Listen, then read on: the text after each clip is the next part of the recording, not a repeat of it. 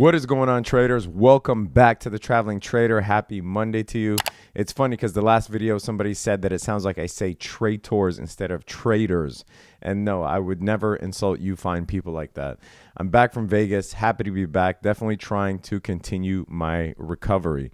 All right, so before I get into the actual markets, the charts, the market prices, etc., I did want to talk about this story regarding Ripple. This here is basically the ongoing battle that Ripple has with the courts on whether or not XRP should be deemed a security. Now, obviously, they're doing everything in their power for XRP not to be registered as a security, because then that would entitle people who purchased XRP as traders or investors, right? That would entitle them some sort of share in the company, or at least compensation for losses earned. Can you earn a loss? Losses accumulated. So yeah, they're doing everything in their power in order to stop this, but I actually think that this has some legs. Unlike a lot of things in crypto, you do see, talks about Tether lawsuits and Bitfinex lawsuits and stuff, but a lot of those companies and institutions are out of the reach of the governing bodies of the United States, whereas Ripple is a private company that is operated in California. So it definitely has that going against it.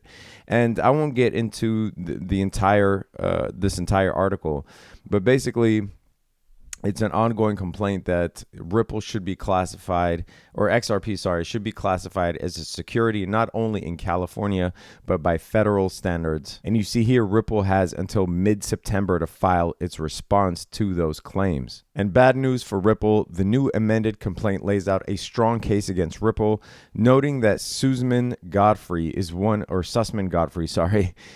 of the best plaintiffs law firms in the US. Also, California uses what's called the risk capital test, which is an additional scrutiny above the Howey test, which the federal government uses to determine whether something qualifies as a security or not. So the way that the law firm is attacking Ripple is a two-pronged approach. If it cannot determine that XRP is a security based on federal claims, they can still win the state claims case, which is why I say I think that this actually has some teeth to it. I think that this lawsuit is not just FUD. I do think that Ripple does stand a chance of losing this one, if not the federal battle, at least the California battle, which still spells disaster for those investors who are based in California. And if the plaintiff's law firm is successful in arguing that XRP is a security, the least that can happen is that losses amounting to $118,000 that Ripple would be ordered to pay that. Now, the worst that can happen is that Ripple would have to discontinue selling XRP in the way that it does.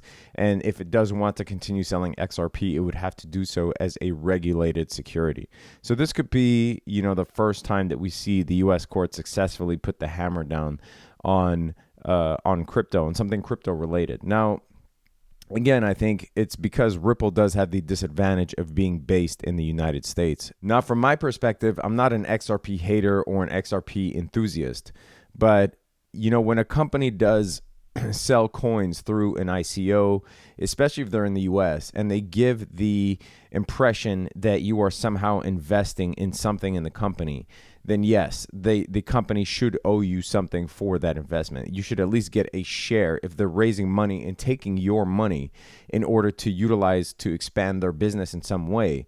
They should either make it very clear that you get zero and all you're doing is putting money into a speculative asset and trading XRP as if it was a speculative asset without owning anything, any share in the company, the Ripple company. They should either make that very clear, or it should be deemed a security because the company is using that money in order to expand its operations, such as the deal that it did with MoneyGram. It wasn't able to buy MoneyGram out of thin air. They've raised billions of dollars through the sale of XRP. Moreover, they also still own more than 50% of XRP as well. So there is that argument as it relates to decentralization. And the argument of whether XRP is a decentralized crypto or not, I mean, this lawsuit here already tells you more than you need to know. Go ahead and try and ban Bitcoin. Try and bring Bitcoin to some sort of court, right? Try to argue try to have a legal argument against Bitcoin and then bring that judgment against whoever is responsible for Bitcoin. You can't. It doesn't exist. There's no centralized governing body for Bitcoin. So the fact that you can even take a company to task for their crypto already tells you more than you need to know about its centralized or decentralized status. Again, I'm not an XRP hater or enthusiast. I'm just stating the facts. All right, enough of this mess. Let us get right into the markets. Looking at Bitcoin. This is Bitcoin on the daily, and you'll see that there is a very important channel that it's currently within. Obviously, it popped above the channel after the Adam and Eve pattern formed, but it's currently stuck at the 50 MA. If I zoom in on this more, you'll see it. It's this orange line here, the 50 moving average. Now, here's a couple of things in terms of trades, a couple of trades that I'm looking to make. Obviously, we bought the dip on Bitcoin. For those of you that have followed the channel, you know this. If you want access to the trade alerts, link is in the description. But we bought the dip on Bitcoin, so I'm up a good amount now because Bitcoin's at 10,700. I have a trailing stop on the Bitcoin that I did buy at the dip below 10,000, obviously. However, a new trade that I'm looking to make is if it pops over 10,800, which is the 50 moving average, there is a long case to make, a leveraged long play that you could make as long as you're looking to close it out rather shortly. If we look on the weekly, this is corroborated on the weekly. You'll see here that there is a channel with there's clear resistance at around 11,700 here, and this has been going on for a few weeks now, maybe almost 2 months actually, that we've hit a wall here and haven't been able to close above it. So if Bitcoin does pop over 10,800, I would be looking to close it at around 11,600. Now obviously it could wick above, but I don't want to take any chances. You could also set a trailing stop, which is more likely what I would do. However, on the weekly, I do think eventually we will test this 21 EMA on the weekly, whether it's be, next week or in 3 weeks.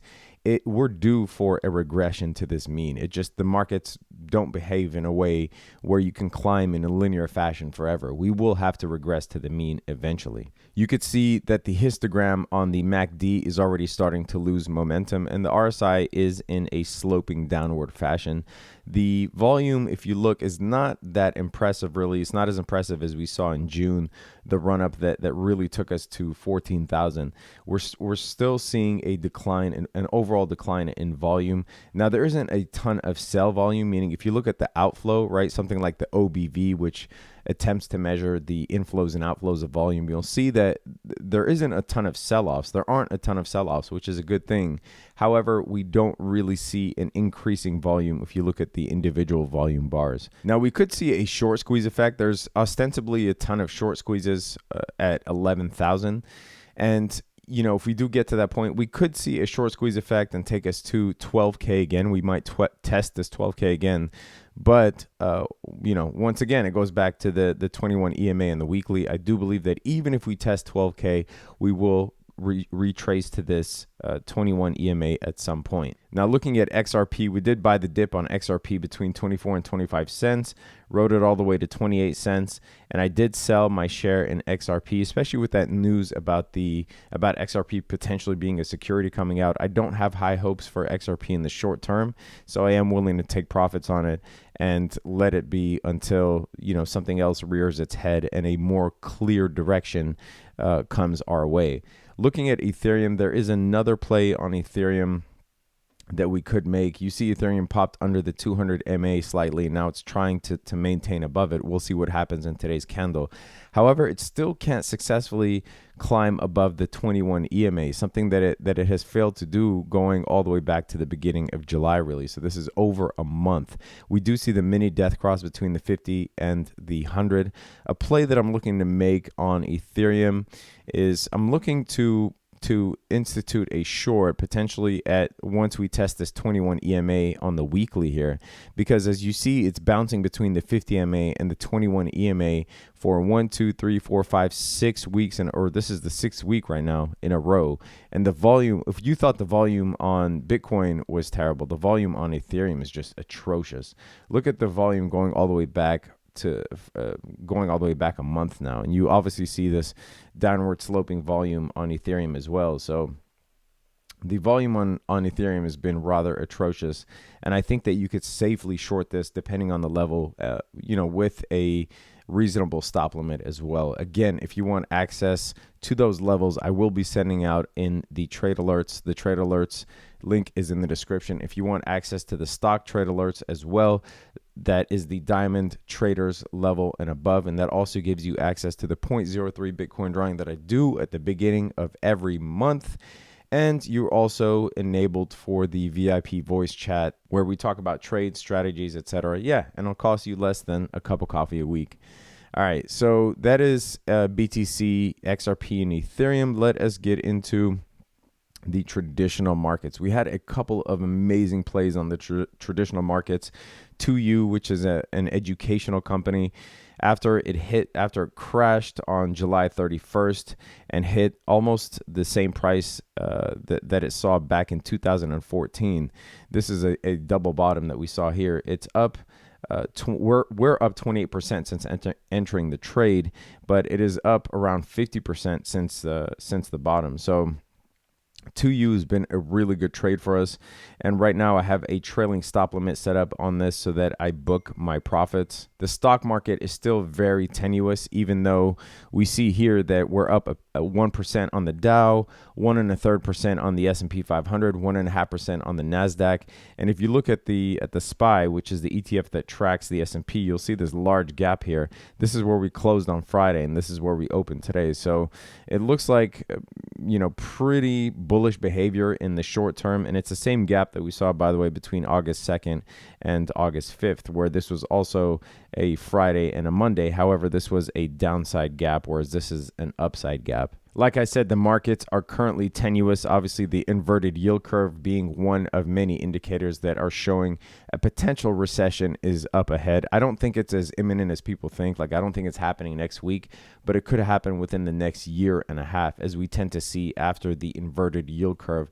If there is a recession, it usually takes around 15 months for that to happen. So the markets are kind of tenuous, and I'm taking profits where I can. I bought a call option on Shopify. That is another play that I sent out in the trade alerts, and I'm looking currently at Canopy Growth Corporation after it hit this support level, long time support that it's seen since May 2018. All right, guys, that is it for this video. Again, if you want access to the trade alerts, link is in the description. Let me know what you think about XRP, whether it should be a security or not.